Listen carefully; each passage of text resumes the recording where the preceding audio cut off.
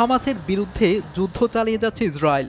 ধ্বংসযজ্ঞে পরিণত হয় পুরো গাজা। ইহুদিবাদী দেশটির নির্বিচারে হামলার শিকার হচ্ছে নিরীহ গাজাবাসী। নিহত হয়েছে অসংখ্য নারী ও শিশু। নিরীহ ফিলিস্তিনিদের উপর এমন অত্যাচার চিত্র আন্তর্জাতিক গণমাধ্যমগুলো কৌশলে এড়িয়ে যায়। চলমান যুদ্ধে গাজা ইসরায়েলি বাহিনীর নির্মম ধ্বংসযজ্ঞের অনেক খবরই চেপে গেছে পশ্চিমা গণমাধ্যমগুলো। এর বিপরীতে ইসরায়েলি বাহিনীর প্রতিটি অপকর্ম আর ফিলিস্তিনিদের দুর্দশার কথা বিশ্ববাসীর সামনে তুলে ধরেছে কাতার ভিত্তিক সংবাদ মাধ্যম আল জাজিরা। এ কারণে আন্তর্জাতিক এই সংবাদ মাধ্যমের উপর রেগে আছে তেল আবিব।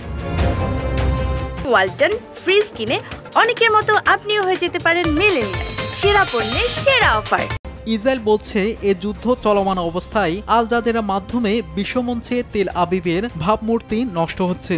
ফলে দেশটিতে কাতারি এই সম্প্রচার গণমাধ্যমের কার্যক্রম সাময়িকভাবে বন্ধ করে দেয়। শুধু বন্ধ করে ক্ষান্ত হয়নি নেতানিয়াহু সরকার। রবিবার আল জাজিরার জেরুজালেম কার্যালয়ে তল্লাশি চালিয়েছে ইসরায়েলি পুলিশ। সাদা পোশাকের কর্মকর্তারা হানা দেয় নেটওয়ার্কটির অফিস হিসেবে ব্যবহৃত হোটেল রুমে, বাজেয়াপ্ত করে ক্যামেরা সহ নানা যন্ত্রপাতি।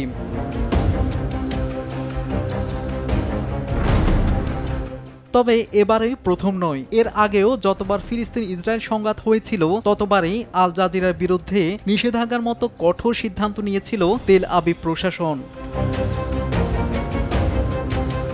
এদিকে ইসরায়েল তার কূটনৈতিক প্রভাব খাটিয়ে বিশ্বজুড়ে কাতার ভিত্তিক এই সংবাদ মাধ্যমকে পঙ্গু করে দিতে পারে বলে আশঙ্কা করছেন বিশ্লেষকরা।